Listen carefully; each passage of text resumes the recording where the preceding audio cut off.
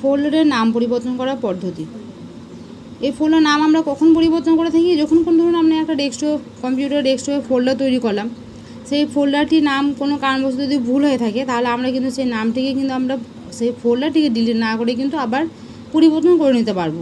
সেই প্রসেসটা আমি আপনাদেরকে বলবো।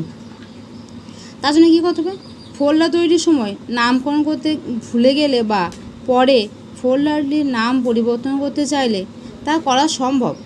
তার জন্য প্রথমে ফোল্ডারটির ওপর রাইট ক্লিক করতে হবে। আমরা জানি ফোল্ডারের দুটি দিক, লেফট এবং রাইট, আর একটা আছে স্ক্রল বাটন, যেটা চাকার মতো দেখতে পাই আমরা, মাউসের মাঝখানে থাকে, দুদিকের মাঝখানে, সেটাকে স্ক্রল বাটন বলে। তাহলে আমরা সেই কী করবো, রাইট ক্লিক করে মেনু থেকে বা তালিকা থেকে রিনেম অপশানটি সিলেক্ট করতে হবে। রিনেম, এবং ওই ছকটি কী ধরনের দেখতে লাগে সেটাও আমি আপনাদের দেখিয়ে দেবো।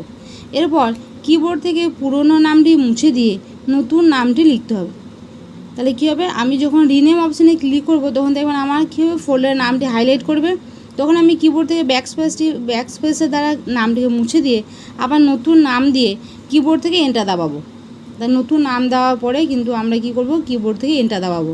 তাহলে কী হবে, পুরনো নামটির বদলে নতুন নামটি শো করবে। তো যে নামটি আমার ছিল সেই নামটি ডিলিট হয়ে যাবে, এবং নতুন যে নামটি আমি দেবো সেই নামটি কিন্তু তখন ওখানে ওই ফোল্ডারের নামে শো করবে। এই যে আমি রাইট ক্লিক করব, রাইট ক্লিক করার সময় কী ধরনের বক্স আসবে সেটা আপনাদের আমি দেখিয়ে দিয়েছি। দেখুন, প্রথমে থাকবে ওপেন, থাকবে এক্সপ্লোর, সার্চ, এর মাঝে অনেক কিছু থাকবে, সবগুলো লেখা সম্ভব হলো না, তাই আপনার দেখলেই তখন বুঝতে পারবেন। ওপেন থাকবে, এক্সপ্লোর থাকবে, সার্চ থাকবে, ওপেন অ্যাজ থাকবে, কাট, কপি, তারপর রিনেম থাকবে, তারপর প্রপার্টিস থাকবে। তাহলে আমরা রিনেমটা কার আগে পাচ্ছি, প্রপার্টিসে আগে, সবে লাস্টে দেখে দেখবেন রিনেম অপশানটা হাইলাইট করবে। তখন এই রিনেম অপশানে মাউস পয়েন্টটা নিয়ে আসবেন, নিয়ে আসার পর কী করবেন, রিনেম অপশানে মাউস পয়েন্ট ধরুন আনলাম, আনার পর কী করবেন, ক্লিক করবেন। যে মাউসের দুটি দিক রাইট ক্লিক ও লেফট ক্লিক, ওই ক্লিক বাটনে দাবাবেন। লেফট ক্লিকে আমরা শর্টকাটে ক্লিক বলে থাকি, সেই ক্লিক বাটনটি দাবাবেন বা লেফট ক্লিক বাটনটি দাবাবেন। দাবানোর পরে তখন আপনারা কী করবেন, কিবোর্ড থেকে সেই পুরো নামটি মুছে দিয়ে কিন্তু আবার নতুন নামকরণ কিন্তু ফোল্ডারটি করতে পারবেন। এই ছিল আমার প্রসেস ফোল্ডারের নাম পরিবর্তন করার।